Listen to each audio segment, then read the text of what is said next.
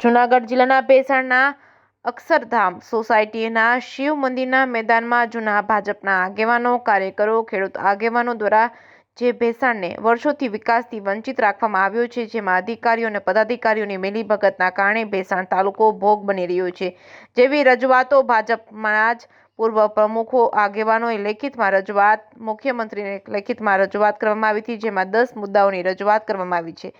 ભાજપના સંગઠન દ્વારા લોકોને એવું કહેવામાં આવે છે કે તમારા તાલુકામાંથી ભાજપ પૂરતા મત નથી મળતા તેવું કહીને કોઈ કામકાજમાં ધ્યાન આપવામાં આવતું નથી તેવું કહી ભેસાણ તાલુકા પ્રત્યે કિન્નાખોરી રાખવામાં આવે છે। આ બેઠકમાં 10 મુદ્દાઓ પર ચર્ચા કરવામાં આવી હતી। સીએમને લેખિતમાં રજૂઆત કરાઈ હતી, જેમાં પ્રથમ મુદ્દો કે કેન્દ્રના મંત્રી મનસુખ માંડવિયાએ ભેસાણની જનતાને 2019માં લોકસભાના ભેસાણના પ્રવાસે આવેલ ત્યારે જનતાને વચન આપ્યું હતું કે જેતપુર દેવકી ગાલોલ બગસરા રોડનું કામ વહેલી તકે થઈ જશે।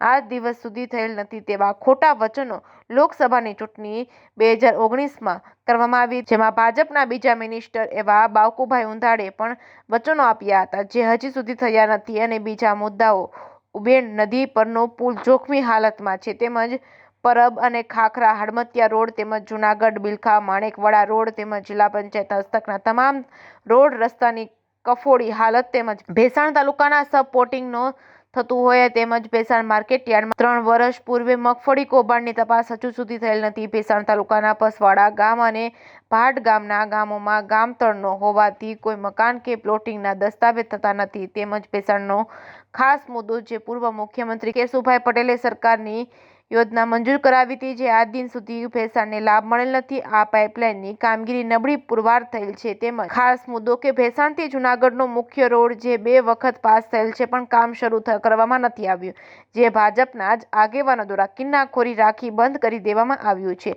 જે મુખ્ય રોડનું કામ તત્કાળ શરૂ થાય તેવી ભાજપના પીઠ અગ્રણી અને ભેસાણના પૂર્વ તાલુકા પ્રમુખ મગનભાઈ સાવલિયાની આગેવાની હેઠળ આ બેઠકનું આયોજન કરવામાં આવ્યું છે, જેમાં તાલુકાના નામી અનામી ભાજપના આગેવાનો તેમજ ખેડૂત આગેવાન ગાંડુભાઈ હિરપરા પૂર્વ પ્રમુખ તેમજ મોટી સંખ્યામાં હાજર રહ્યા હતા અને આમ તમામ યોજનાઓનું વહેલી તકે નિવારણ આવે તેવું મુખ્યમંત્રીને લેખિતમાં રજૂઆત કરવામાં આવી છે। જે કેસ ન્યૂઝ ગુજરાતી સાથે પંકજ વેગડા, ભેસાણ। જી, મારું નામ ગાંડુભાઈ મોહનભાઈ હિરપરા, ગામ ભેસાણ, પૂર્વ તાલુકા પ્રમુખ ભેસાણ। મારે પહેલું તો એ સરકારશ્રીને વિનંતી કરવાની છે કે સર્વ યોજનાનું પાણી જે અમારા ભેસાણમાં ઉબેણ નદીમાં છોડવાનું હતું એ પાણીની પાઇપલાઇન અત્યંત નબળી અને ખરાબ હોવાને કારણે અમને એ પાણીથી વંચિત રાખ્યા છે અને એકવાર વાલ ખોલ્યો તો ખેડૂતોના ખેતરોમાં પાણી લીક થઈ અને વહી જાય છે। એથી સૌની યોજનામાં પણ અમને ભેસાણ તાલુકાને વંચિત રાખ્યા છે। બીજો મારો મુદ્દો એ છે કે ભેસાણ ગામની વચ્ચે ઉબેણ નદીની ઉપર જે વર્ષોથી આ જૂનો પોલ છે એ ખખડધ્વસ્ત થઈ ગયો છે અને ક્યારે પડે એવી સ્થિતિમાં છે।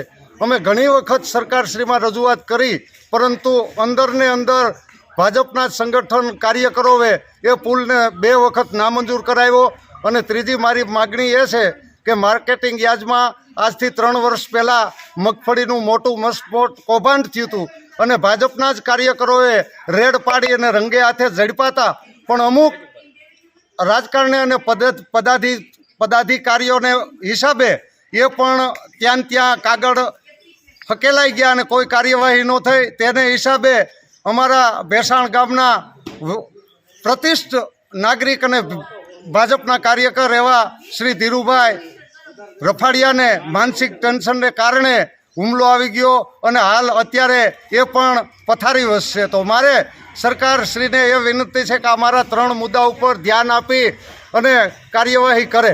હવે ખાસ કરીને લોકસભા આવી રહી છે, હવે તમારી શું તૈયારી છે? લોકસભા જ્યારે આવી રહી હોય અને ચુડાસમામાં સાહેબ આ 3જી ટર્મમાં હેટ્રિકમાં જેને ટિકિટ મળી છે અને અમે વર્ષોથી આ ભાજપમાં કામ કરીએ છીએ અને અવારનવાર રજૂઆત કરવા છતાં પણ અમારા પ્રોપર ભેસાણ ગામનું કામ ન થતું હોય ત્યારે અમને ખરેખર દુઃખની લાગણી તો હોય જ, પરંતુ પક્ષને હારે અમે સંકળાયેલા લોકો છીએ, અમે ઘણીવાર રજૂઆત કરીએ છીએ। હવે આ વખતે અમારું આ 3ય મુદ્દાને ધ્યાનમાં લઈ અને તાત્કાલિક કામ કરે એવી અમારી માગણી છે।